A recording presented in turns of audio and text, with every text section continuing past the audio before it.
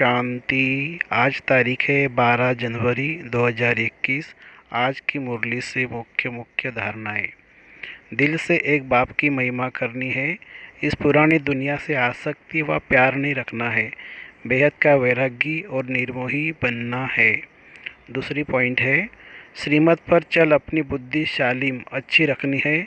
कोई भी अवज्ञा नहीं करनी है। क्रोध में आकर मुख से बाम नहीं निकालना है, चुप रहना है। अभी सुनेंगे प्यारे परमात्मा के बच्चे, पढ़ाई और दैवी कैरेक्टर का रजिस्टर रखो। रोज चेक करो कि हमसे कोई भूल तो नहीं हुई। प्रश्न, तुम बच्चे किस पुरुषार्थ से राजा का तिलक प्राप्त कर सकते हो? उत्तर, सदा आज्ञाकारी रहने का पुरुषार्थ करो। संगम पर फरमान बरदार का टीका दो तो राजा का तिलक मिल जाएगा। बेवफादार अर्थात आज्ञा को न मानने वाले राजा का तिलक नहीं प्राप्त कर सकते। कोई भी बीमारी सर्जन से छिपाओ नहीं। छिपाएंगे तो पद कम हो जाएगा। बाप जैसा प्यार का सागर बनो तो राजा का तिलक मिल जाएगा। ओम शांति। रूहानी बाप रूहानी बच्चों को समझा रहे हैं।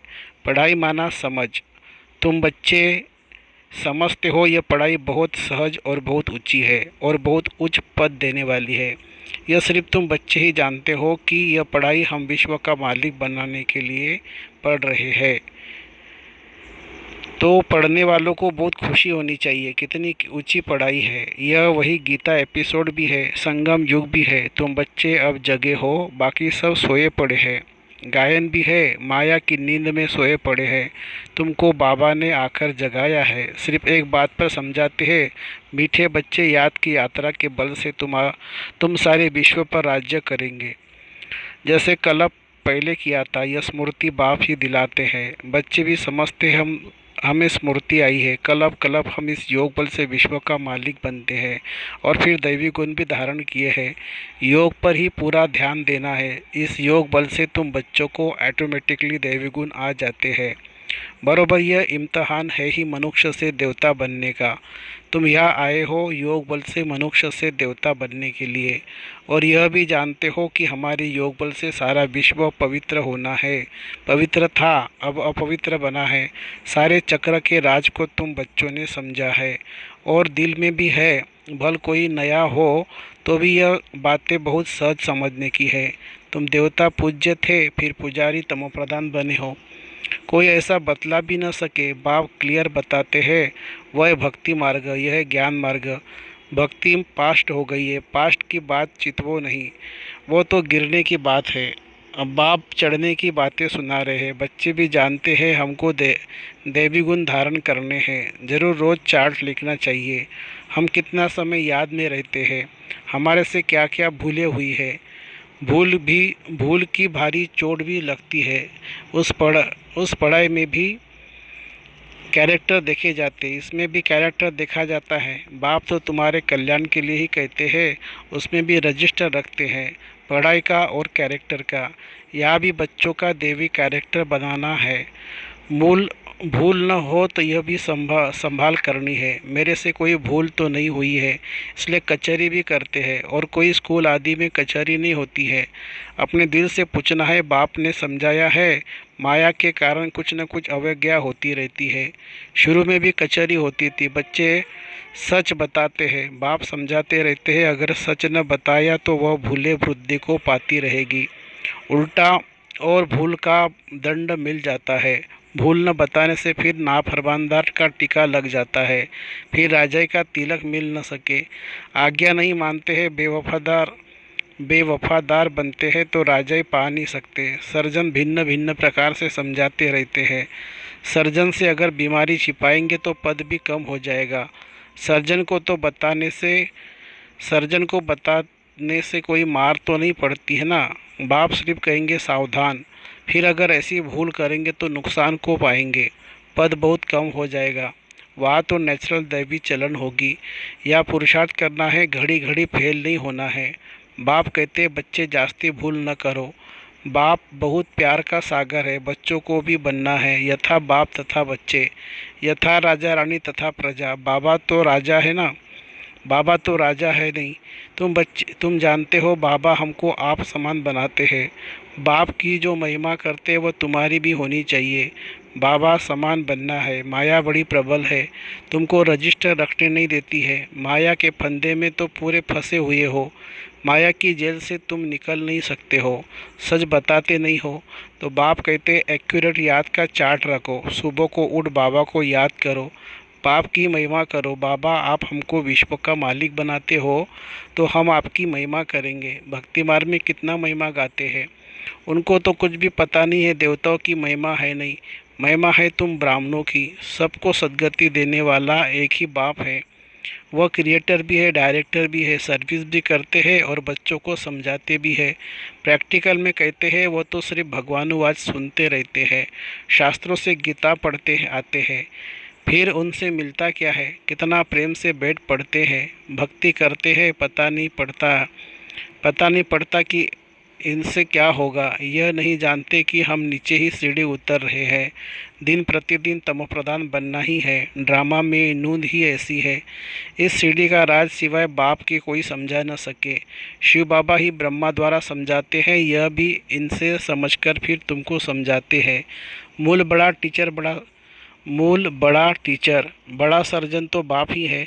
उनको ही याद करना है। ऐसे नहीं कहते कि ब्राह्मणी को याद करो। याद तो एक की ही करनी है। कभी भी किसी के साथ मोह नहीं रखना है। एक बाप से शिक्षा लेनी है, निर्मोही भी बनना है। इसमें बड़ी मेहनत चाहिए। सारी पुरानी दुनिया से वैराग्य, यह तो ख़त्म हुई पड़ी है। इसमें लव तो आसक्ति कुछ भी नहीं। कितने बड़े बड़े मकान आदि बनाते रहते हैं। उनको यह भी पता नहीं कि यह पुरानी दुनिया बाकी कितना समय है। तुम बच्चे अब जग गए हो, औरों को भी जगाते हो।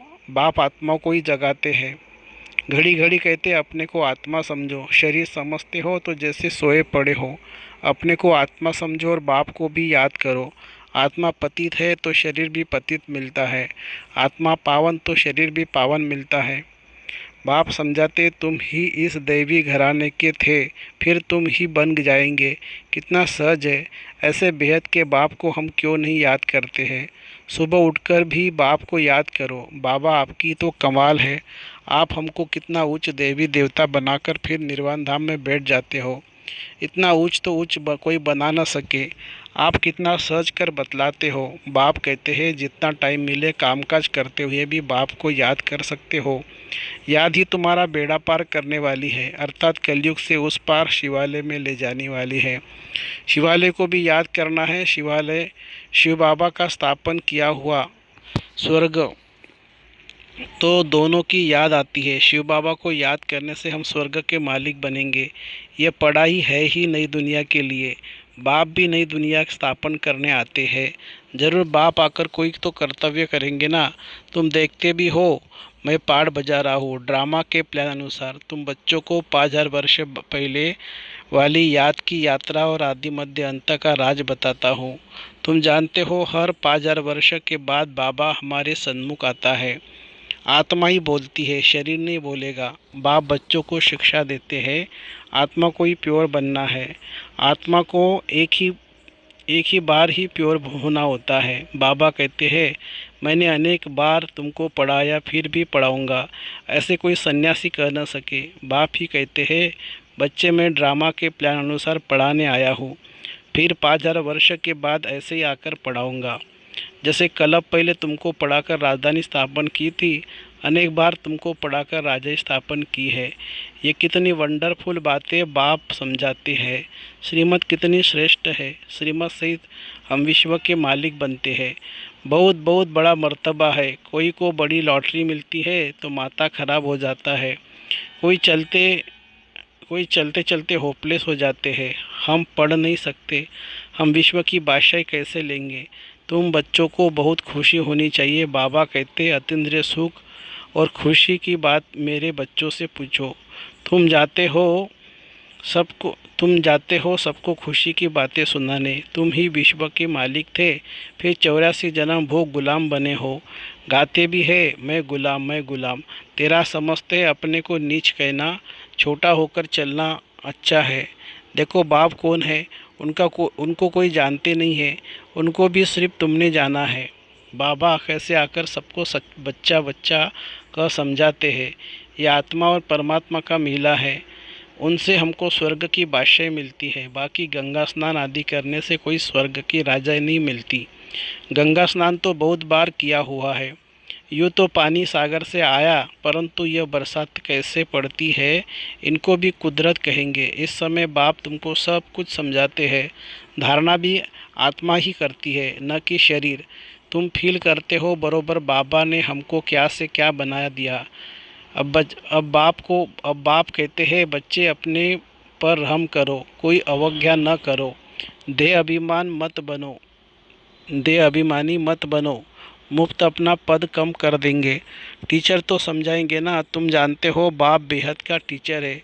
दुनिया में कितनी ढेर भाषाएं हैं। कोई भी चीज़ छपती है तो सब भाषाओं में छपानी चाहिए। कोई लिटरेचर छपाते हो तो सबको एक एक कॉपी भेज दो। एक एक कॉपी लाइब्रेरी में भेज देनी चाहिए। खर्च की बात नहीं।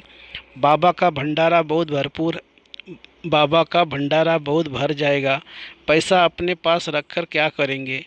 घर तो नहीं ले जाएंगे। अगर कुछ घर ले जाए तो परमात्मा के यज्ञ की चोरी हो जाए। तौबा तौबा, ऐसी बुद्धि शल किसी को न हो। परमात्मा के यज्ञ की चोरी, उन जैसा महान पाप आत्मा कोई हो न सके। कितनी अधम गति हो जाती है।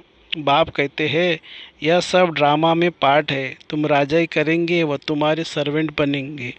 सर्वेंट बिगर राजाई कैसे चलेगी? कल पहले भी ऐसी स्थापना हुई थी। अब बाप कहते हैं, अपना कल्याण करना चाहते हो तो श्रीमत पर चलो। दैवी गुण धारण करो। क्रोध करना दैवी गुण नहीं है, वो आसुरी गुण हो जाता है। क्रोध करे तो चुप कर देना चाहिए, रेस्पॉन्ड नहीं करना चाहिए। हर एक की चलन से समझ सकते हैं, अवगुण तो सब में है। जब कोई क्रोध करते हैं तो उनकी शक्ल तांबे जैसी हो जाती है। मुख से बाम चलाते हैं, अपना ही नुकसान कर देते हैं। पद भ्रष्ट हो जाएगा। समझ होनी चाहिए। बाप कहते हैं, जो पाप कर्म करते हो वह लिख दो। बाबा को बताने से माफ़ हो जाएगा, बोझ हल्का हो जाएगा। जन्म जन्मांतर से तुम विकार में जाने लगे हो। इस समय तुम कोई पाप कर्म करेंगे तो 100 गुना हो जाएगा। बाप के आगे भूल की तो 100 गुना दंड पड़ जाएगा। किया और बताया नहीं तो और ही वृद्धि हो जाएगी। बाप तो समझाएंगे कि अपने को नुकसान नहीं पहुंचाना हो। बाप बच्चों की बुद्धि सालिम अच्छी बनाने आए हैं। जानते हैं यह कैसा पद पाएंगे, वह भी 21 जन्मों की बात है। जो सर्विसेबल बच्चे हैं उनका स्वभाव बहुत मीठा चाहिए। कोई झड़ बाप को बतलाते हैं, बाबा यह भूल हुई।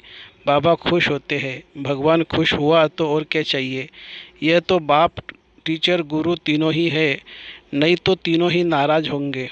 अच्छा, मीठे मीठे सिकेलदे बच्चों प्रति माता पिता बाप दादा का याद प्यार और गुड मॉर्निंग। रूहानी बाप की रूहानी बच्चों को नमस्ते। हम रूहानी बच्चों की रूहानी माता पिता बाप दादा को याद प्यार, गुड मॉर्निंग और नमस्ते। धारणा के लिए मुख्य सार, श्रीमत पर चल अपनी बुद्धि शालिम अच्छी रखनी है, कोई भी अवज्ञा नहीं करनी है। क्रोध में आकर मुख से बाम नहीं निकालना है, चुप रहना है। दूसरी पॉइंट, दिल से एक बाप की महिमा करनी है। इस पुरानी दुनिया से आसक्ति व प्यार नहीं रखना है। बेहद के वैराग्य और निर्मोही बनना है। वरदान, अपने अव्यक्त शांत स्वरूप द्वारा वातावरण को अव्यक्त बनाने वाले साक्षात्कार मूर्त भव।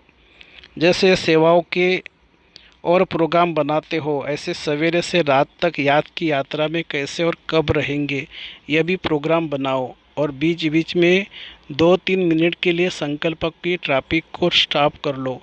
जब कोई व्यक्त भाव में ज़्यादा दिखाई दे तो उनका बिना कहे अपना अव्यक्ति शांत रूप ऐसा धारण करो जो वह भी इशारे से समझ जाए। इससे वातावरण अव्यक्त रहेगा, अनोखापन दिखाई देगा और आप साक्षात्कार कराने वाले साक्षात्कार मूर्त बन जाएंगे। स्लोगन है, संपूर्ण सत्यता ही पवित्रता का आधार है। संपूर्ण सत्यता ही पवित्रता का आधार है। अच्छा, ओम शांति शांति शांति। शुक्रिया बाबा, शुक्रिया। Thank you Baba, thank you.